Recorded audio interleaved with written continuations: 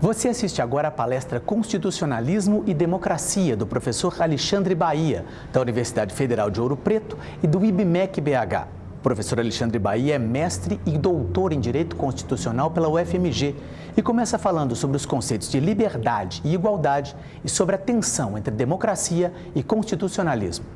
Eu queria agradecer o convite da Escola do Legislativo. Estava lembrando aqui que nós tivemos aqui há 10 anos atrás, parece que foi ontem, fazendo um congresso com o professor Menelik, que ele trouxe um professor de Direito Constitucional dos Estados Unidos, o Michel Rosenfeld. E de 10 anos para cá, muita coisa mudou, mas algumas coisas não mudaram. Os problemas com a nossa Constituição continuam os mesmos.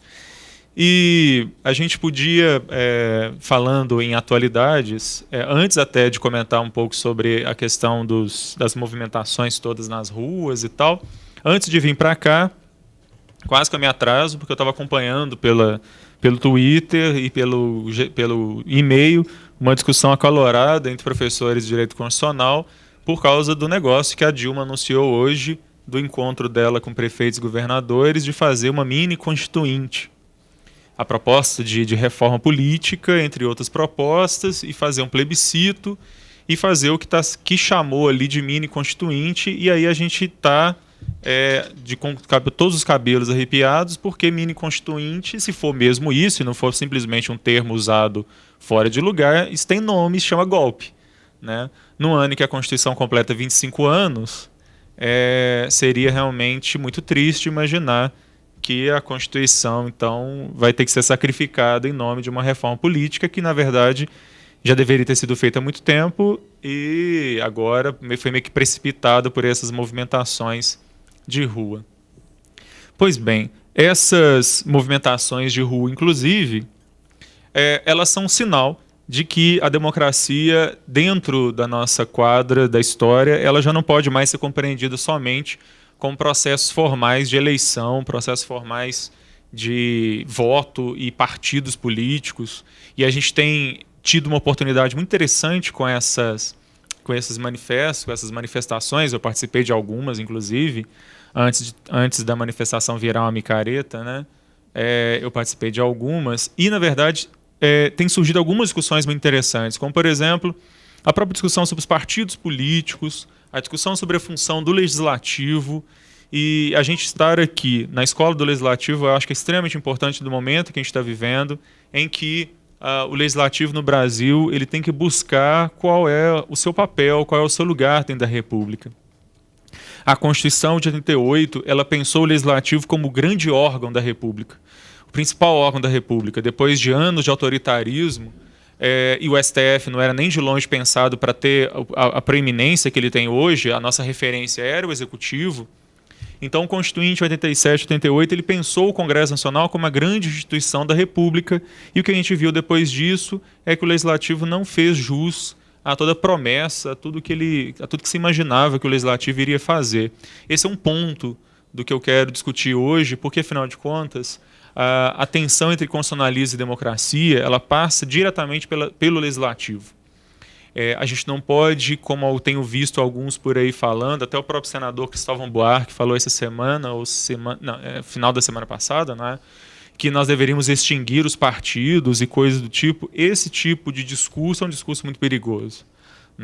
Acima de tudo, a gente tem que pensar no ganho democrático, no ganho evolutivo democrático, que significa esses 25 anos da Constituição de 88. Então, muito bem. A nossa questão, então, é o constitucionalismo e a democracia e o desafio da gente pensar o direito de igualdade, porque, na verdade, a afirmação de que todas as pessoas são iguais perante a lei, do artigo 5º, inciso 2º, do próprio caput do artigo 5º, que diz que todos os brasileiros são iguais em direitos e obrigações, etc., ela é só aparentemente simples. O direito de igualdade, assim como a questão da liberdade, eles são os dois grandes motes do direito moderno, são as duas questões mais complicadas do direito moderno, justamente porque elas parecem simples. A afirmação de que todas as pessoas são iguais é uma das coisas mais complicadas para a gente colocar na prática, e é sobre algumas dessas questões que eu quero falar aqui, inclusive sobre a questão de como a igualdade significa não apenas o tratamento igual, isonômico das pessoas, mas como a igualdade pode significar também tratamento diferenciado e até o reconhecimento do direito à diferença. Então eu quero caminhar aí no direito de igualdade, passando pela isonomia, pela diferença e pela diversidade. Falar que, na verdade, o direito de igualdade, então, compreende ao mesmo tempo essas três facetas. Então vamos lá. Então, estou colocando aí que liberdade e igualdade, eles são o fundamento dos direitos fundamentais. Na verdade, liberdade e igualdade, e aí certamente o professor Menelik falou isso, né? E aí, muito do que ele falou eu vou acabar, de alguma maneira, repetindo, já que fui aluno dele, enfim.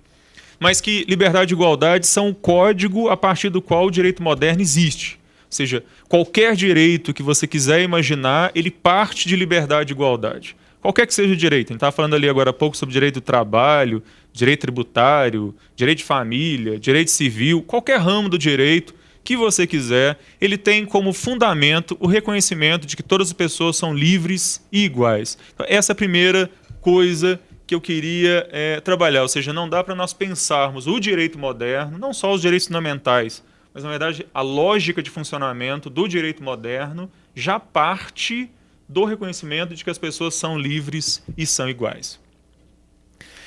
E aí, para falar sobre essa origem, eu vou pegar duas revoluções aí, onde essa questão da afirmação de liberdade e de igualdade começou. Na Revolução Francesa, nós temos a ideia de que nós vamos romper com o passado e começar tudo do zero. E aí a Revolução Francesa, então, vai proclamar direitos universais de todos os homens, de todos os cidadãos, em qualquer tempo e lugar. E a Revolução Americana, ao contrário, apesar dela também afirmar liberdade e igualdade, ela afirma liberdade e igualdade não como uma novidade, como a Revolução Francesa faz e tenta, de maneira, hoje a gente poderia entender como infantil, matar o velho homem para construir um novo homem. Os americanos, ao contrário, eles não estão querendo matar ninguém. Eles estão querendo restaurar os antigos direitos que eles sempre tiveram. E essa diferença entre uma tentativa tipicamente iluminista de construção a partir do nada, que é o marco da Revolução Francesa, e a diferença disso para a Constituição Americana, que não vai afirmar a destruição de nada, mas a reafirmação de direitos que nós sempre tivemos, vai significar, para usar uma autora como a Hannah Arendt, por exemplo, vai significar o sucesso de uma e a desgraça de outra revolução. Muito bem, mas vamos lá. Só para pegar alguns trechos, né? A Declaração Universal dos Direitos do Homem e do Cidadão, ela tem várias passagens memoráveis, mas de cara a gente vê ali no artigo 1º a afirmação de que os homens nascem livres e iguais em direitos. Não é a primeira declaração a falar isso. Antes da Declaração Francesa, nós temos a Declaração de Virgínia, que já falava isso. Mas a diferença da Declaração de Virgínia para a Declaração Americana, para a Declaração Francesa, é que a Declaração Francesa ela ou pelo menos se pretende, universal. Ou seja, qualquer pessoa, em qualquer época, em qualquer lugar, pode reconhecer pode deduzir a partir da razão que todos nós somos livres e iguais, já nascemos livres e iguais, e aí a Declaração Francesa cria um denominador comum universal que é atemporal, que não depende de lugar, e que todos nós, então, podemos, e até hoje reafirmamos isso. Se vocês pegarem a Constituição brasileira, ela vai reafirmar isso ao dizer que todos os brasileiros são iguais. Né? Então, essa afirmação lá da Revolução Francesa, ela atravessa aí esses 2 séculos como algo que se tornou meio que lugar comum, a afirmação de que todas as pessoas são livres e iguais, mas como eu gosto sempre de lembrar para meus alunos, essa é uma afirmação que não tem nada de banal. Ela rompe com 6.000 anos de civilização judaico-cristã ocidental, em que as pessoas nunca foram iguais e nunca foram livres. Né? Muito antes, pelo contrário, as pessoas eram diferentes. Aliás, as pessoas eram diferentes segundo a vontade de Deus, segundo a vontade da história, segundo a vontade, seja lá do que for, as pessoas eram diferentes. Agora, pela primeira vez, eu estou afirmando que todas as pessoas são iguais. né? E, se elas são iguais e são dotadas de razão, elas também são livres. Então, vejam que liberdade e igualdade, como eu estou dizendo, ela está na base do que eu posso construir a partir daí. A partir do artigo 1º, a Declaração Universal pode falar em direito de propriedade, voto, participação política, desobediência civil, ela pode falar sobre qualquer outra coisa, já que ela estabeleceu o fundamento, que é a liberdade e a igualdade. O artigo 6º é meio que uma repetição, um resuminho aí da teoria do Rousseau, ao dizer que a lei é a expressão da vontade geral, mas eu fiz questão de colocá-la, porque vejam, quando o artigo 6º diz não só que a lei é a expressão da vontade geral, mas que todos os cidadãos têm o direito de participar da formação dessa lei e, ao mesmo tempo, todos estão submetidos à mesma lei, eu tenho aí a origem, o fundamento do por que o direito moderno é legítimo. Ou seja, o direito antes ele era legítimo porque ele vinha de Deus, porque ele vinha da tradição, porque ele vinha de uma série de coisas. Agora, como a gente, pelo menos a laicidade do Estado propõe isso, que o direito não tem mais um fundamento metafísico em Deus, o direito agora busca legitimidade em quê? O direito é legítimo porque as normas sobre as quais nós nos submetemos foram feitas por nós mesmos. Essa ideia de que eu só me submeto a leis que eu mesmo fiz, e eu mesmo fiz porque meu representante fez, e se o meu representante fez, fui eu que fiz, tá certo? Isso torna, então, um direito legítimo. Qualquer norma que seja expressão da vontade pessoal do rei, de um ditador, de um corpo legislativo não eleito, não é direito. Eu posso dar o nome a isso a direito, eu posso dar o nome até de Constituição, para a Constituição, entre aspas, de 37, por exemplo, a Constituição Brasileira de 37, a Constituição Brasileira de 67, 69. Mas Constituição não é, já que ela não foi feita por mim, apesar de eu estar submetido à mesma. Muito bem. Vamos lá. Aí eu citei, na verdade, a Declaração de Virgínia, que ela, então, marca a Revolução Americana. Então, vejam que ela é um pouquinho anterior à Revolução Francesa e ela é a primeira, na verdade, a dizer que todos os homens nascem igualmente livres e independentes. E, se eles nascem igualmente livres e independentes, eles têm determinados direitos que são essenciais, naturais, inalienáveis, inegociáveis. Ou seja, a soberania é do povo e permanece com o povo, etc. Muito bem. Como eu disse, eu quero falar sobre a igualdade em 3 aspectos, então. Eu quero falar da igualdade como identidade, que é essa ideia que está prevista ali nas revoluções liberais, a americana, a francesa.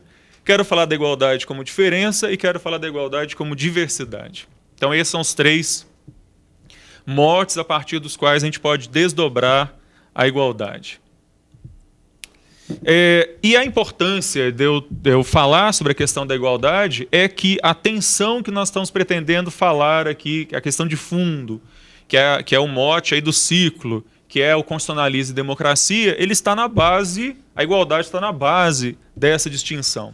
Então vejam que, comentando aí sobre a tal mini constituinte, sobre as tentativas de reforma da Constituição, etc., a gente pode perceber que existe uma relação que não é muito harmônica, muito antes pelo contrário, é uma relação de tensão entre aquilo que representa a democracia como vontade da maioria e a Constituição ou o constitucionalismo, os direitos fundamentais, que são, em regra, impassíveis de serem afetados pela vontade da maioria. Então, de um lado, você tem a democracia afirmando o princípio da soberania popular atual, como vontade atual do povo, como ideia de ruptura, ou seja, se a vontade do povo hoje é aprovar uma lei como uma lei permitindo a pena de morte, eu deveria permitir isso, que afinal de contas, senão eu estaria ferindo a democracia, eu estaria ferindo a vontade da maioria. E, de outro lado, nós vamos ter a Constituição, o constitucionalismo,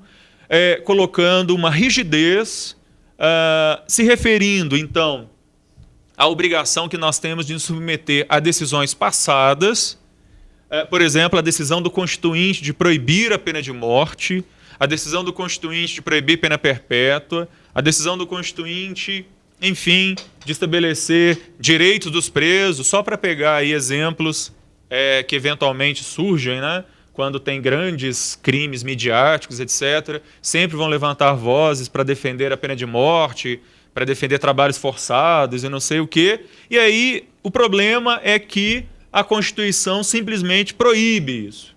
A Constituição estabelece, então, uma solução de continuidade sobre aquelas decisões passadas que nós, em determinado momento, entendemos que eram, como dizia um ex-ministro nosso, imexíveis. Né? Nós estabelecemos que determinadas questões não podem ser alteradas, determinadas matérias não podem ser alteradas. E aí, esse debate, esse embate entre aquela decisão lá tomada em 87, no nosso caso, 87, 88, e a nossa vontade hoje, aquilo que nós queremos para nós hoje, essa tensão ela vai ser permanente. Né? E isso não é algo ruim. Né? Só para deixar bem claro que a relação de tensão entre constitucionalismo e democracia não é algo que enfraqueça, seja a Constituição ou seja a democracia. Na verdade, nós precisamos dos dois elementos permanentemente existindo, coexistindo. Porque, aí a frase do Menelik, uma democracia que prescinda da Constituição significará uma ditadura da maioria, uma Constituição que prescinda da democracia, que prescinda da decisão, da deliberação democrática, é uma ditadura de uma pessoa, uma ditadura de uma minoria. Então, na verdade, a única chance de nós não cairmos, no nosso caso aqui no Brasil, mais uma vez, numa ditadura, é se nós conseguirmos manter aí um equilíbrio tenso, permanente, entre constitucionalismo e democracia. A relação de igualdade e de liberdade, então, ela vai ser essencial aí.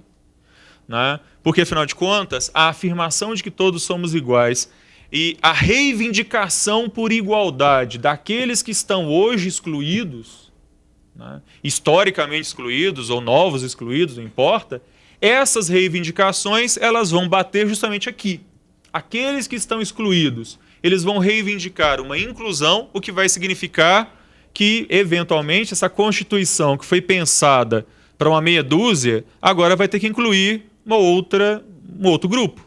O melhor exemplo disso é o Nós, o Povo, né? O We the People lá da Constituição Americana, que quando foi pensada, quando foi feita, ela foi pensada para homens brancos, heterossexuais, anglo-saxãos e protestantes.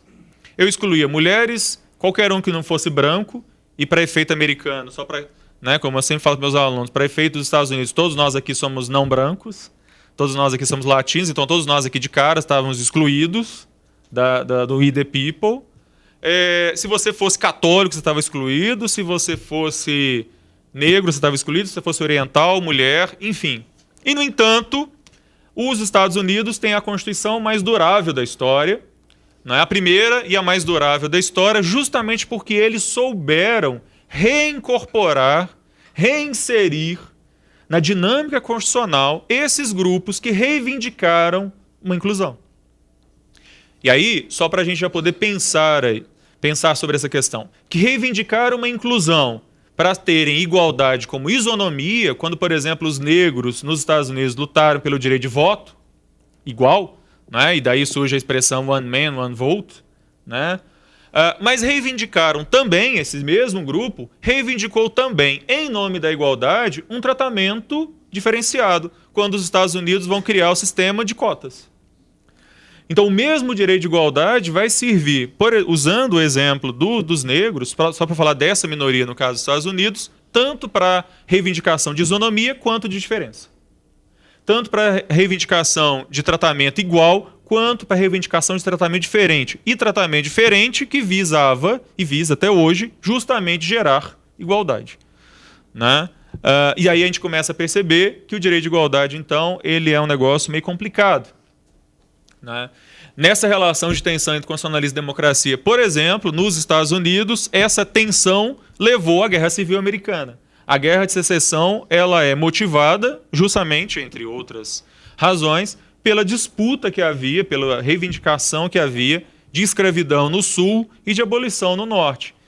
E aí havia uma reivindicação por uma reconfiguração do sistema americano, de quem era cidadão nos Estados Unidos, ou seja, uma inclusão aí via democracia contra uma Constituição que aparentemente excluía essas pessoas, e isso, como não foi muito bem solucionado pelas vias normais, levou a uma guerra sangrenta que todos nós conhecemos, o resultado, etc. Né? Mas a Constituição se manteve. E aí, depois que termina a Guerra de Secessão, a gente sabe a aprovação de 3 emendas da Constituição americana, justamente prevendo a igualdade material, vamos dizer assim, a proibição da discriminação contra negros. E aí os negros, então, continuam sendo tratados como cidadãos de segunda categoria, que, na verdade, eles ainda vão demorar mais quase 70 anos para terem um mínimo de isonomia nos Estados Unidos. Mas, enfim, já estava ali com essa decisão. Quando a gente fala em Constituição, aí muito rapidamente, quando a gente está falando dessa relação de tensão entre constitucionalismo e democracia, é importante a gente pensar em quais são os problemas que as constituições de hoje enfrentam. As constituições, elas foram pensadas como meio que uma solução mágica para os grandes problemas de legitimidade do direito moderno. Quer dizer, o mito fundador que a Constituição estabelece, pensava-se que com ele eu conseguiria resolver todos os problemas do direito e a partir dali eu poderia viver feliz para sempre. Quer dizer, a Constituição era meio que uma solução mágica mesmo, sem precisar reivindicar a Deus ou qualquer coisa do tipo. O problema, no entanto, é que ao longo do tempo, eu vou falar disso bem rapidamente, porque o Menelik já falou sobre essas questões, mas eu vou falar disso bem rapidamente. Aquela Constituição que foi pensada somente para organizar o Estado, para dar uma organização mínima para o Estado, essa Constituição já não existe mais. As Constituições, desde o começo do século XX, são Constituições que tentam, mais do que meramente organizar o Estado formalmente, elas tentam resolver todos os problemas. Todos os problemas sociais, todos os problemas com educação, saúde, transporte, imposto, aposentadoria, previdência, tá certo? Tudo, todas as normas trabalhistas. Pensem na Constituição de 88, por exemplo, talvez seja um dos melhores exemplos dessa Constituição que quer resolver tudo. E quanto mais assuntos foram sendo colocados nessas Constituições, mais ela se tornou um problema. Né? E aí, quais são esses problemas? O problema do que, por exemplo, o Lênin Streck chama de baixa constitucionalidade. No Brasil, antes de 88, a Constituição era literalmente uma folha de papel. Que juiz no Brasil, principalmente em todas as épocas de ditadura, e olha que foram várias durante o século XX, que juiz no Brasil deixava de julgar uma lei porque essa lei era inconstitucional. Apesar de a gente já ter o controle difuso, a gente sabe que pouquíssimas vezes o judiciário pré-88 considerou alguma lei inconstitucional. A Constituição só passa a significar alguma coisa, ou seja, a Constituição só passa a impregnar o dia a dia nosso como profissionais do direito, nas nossas várias áreas, a partir de 88. E olha que não foi no dia 5 de outubro, não. Essa constitucionalização do direito, ela demorou quase 10 anos para vingar mesmo. De tal modo que hoje a gente já não pode mais trabalhar um direito civil, tributário, penal, seja lá que ramo for, sem olhar a Constituição. Mas isso, que é um fenômeno que na Europa já existe desde a Segunda Guerra, depois do final da Segunda Guerra Mundial, no Brasil só começou em 88. No entanto, vira e mexe, nós ainda enfrentamos esse problema da baixa constitucionalidade. Pensem, por exemplo, na decisão de um certo desembargador aqui de Minas, que suspendeu o artigo 5º da Constituição, proibindo as pessoas de se manifestarem na rua. Vocês viram essa notícia? Uma notícia dessa, quer dizer, uma decisão dessas, num país como... Eu nem falaria da Europa ou dos Estados Unidos, eu pensaria num país como a Argentina, por exemplo. Essa decisão, se fosse dada, seria um escândalo. Né? Tanto que a liminar foi cassada, foi feito um recurso para o STF, o STF obviamente cassou essa decisão maluca. Porque a decisão proibia as pessoas de se manifestarem durante o período da Copa. As pessoas não poderiam ir para a rua para se manifestar. Essa é uma decisão que mostra, na verdade, o que o Lênin está chamando de um exemplo, entre vários outros, de baixa constitucionalidade. Então nós ainda enfrentamos isso por aí. Hoje de manhã, estava lendo uma notícia no Conjur, também falando que o judiciário aos poucos tem relativizado a vedação à obtenção de prova obtida por meio ilícito. Então, em nome de um interesse público maior na punição do crime, eu relativizo a proibição do uso de prova obtida por meio ilícito. Isso é um perigo danado também. Isso é de um perigo danado, porque o que eu estou fazendo aí é sacrificando a Constituição em nome de uma pretensa punição, de uma pretensa, enfim, busca pela culpabilização, etc, etc. Então, nós no Brasil, apesar dos avanços da Constituição, nós ainda enfrentamos essa baixa constitucionalidade. E a gente pode falar, claro, eu falei do descumprimento, a gente pode falar do excesso de reformas. Eu nem lembro mais qual que é a última reforma aí, a 70 e... enfim, se alguém se lembrar aí, eu não me lembro, nem lembro mais qual que é o número da última reforma. Nós temos um recorde, quer dizer, uma média de mais de 2 reformas da Constituição por ano. E hoje ainda vem essa notícia da tal mini constituinte, que para mim é um negócio de assustar. Né? Eu vou, na verdade, pular essa questão de por que ter uma Constituição, porque, afinal de contas, eu acabei já falando. Na verdade, a minha grande questão aqui são as dificuldades que nós ainda enfrentamos com essa Constituição. O Menelik já falou sobre isso, então eu vou falar disso bem rapidamente. Eu quero só chamar a atenção, já que o nosso tema aqui é a igualdade, sobre a questão de que o Estado liberal, que é essa primeira versão do Estado moderno, formada no século XIX, ele tem uma ênfase muito grande na afirmação de liberdade, igualdade e propriedade, mas principalmente uma afirmação da igualdade como identidade, ou seja, o que é bem conhecido da gente, que é a ideia de igualdade perante a lei. Todas as pessoas são iguais perante a lei, vai dizer inclusive a nossa atual Constituição. A afirmação de que as pessoas são iguais perante a lei, como eu disse, é uma afirmação que historicamente é extremamente relevante. Né? Nós sempre tivemos o contrário disso. No entanto, a afirmação de que todas as pessoas são iguais, pura e simplesmente perante a lei, levou também a uma das épocas, que aí a questão da crise desse Estado liberal, a uma das épocas de maior exploração que nós tivemos econômica entre as pessoas. Né? Porque, afinal de contas, se nós somos livres e iguais, se nós somos iguais, eu, como operário, eu poderia chegar para o dono da Ford e fazer um contrato pelo qual eu iria trabalhar 18 horas por dia, ganhando alguns centavos, e isso era algo válido, porque, vejam, nós somos iguais, nós temos autonomia da vontade, um dos grandes fundamentos aí do direito civil, autonomia contratual, não é? E essas crises, então, essas críticas decorrentes desse tipo de exploração levam à invenção do estado de bem-estar social. Nesse ponto, nós vamos fazer uma pequena pausa e, dentro de instantes, voltamos com a palestra do professor Alexandre Bahia.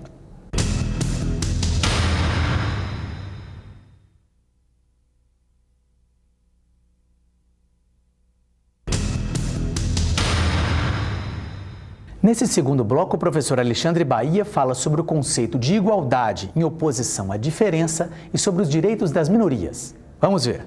O estado de bem-estar social, ele então toma a ideia de liberdade, igualdade e propriedade e tenta materializar esses direitos. Não só isso. Ao materializar a igualdade e a liberdade, ele vai estender os direitos políticos para todos. E isso vai fazer surgir um grande problema para aquela época, que é o debate entre o Kelsen e o Schmitt sobre o que nós vamos fazer agora com esse tanto de gente votando. Né? Vira e mexe, eu vejo por aí discursos, até hoje, dizendo que o grande problema do Brasil é que o povão não sabe votar, o povão vota mal. Na verdade, existe todo um discurso aí, muito no sentido de que se as pessoas soubessem votar, nós não estaríamos com tanto problema, com tantos problemas, etc. Essa é uma discussão, no mínimo, muito antiga. Né? Já o Kelsen e o Schmitt vão discutir isso, vão debater sobre isso. O Schmitt, por exemplo, tem uma solução bem simples para esse problema desse tanto de gente votando. Vamos trabalhar de forma a enganar esse povo e fazer com que eles acreditem que tudo que nós, Estado, estamos fazendo, na verdade, é a vontade desse próprio povo. A solução do Schmitt é bem fácil, bem rápida, né? Vamos enganar esse povo e fazer com que eles acreditem em tudo que a gente falar e tudo que a gente fizer vai parecer que somos nós mesmos que queríamos. O Kelsen, por outro lado, vai dizer, não, E aí o Kelsen vai chamar a atenção sobre a importância do parlamento. O Kelsen vai dizer que a existência de um parlamento onde as pessoas debatam ideias, diferentes ideias, é algo essencial para qualquer democracia. E nesse momento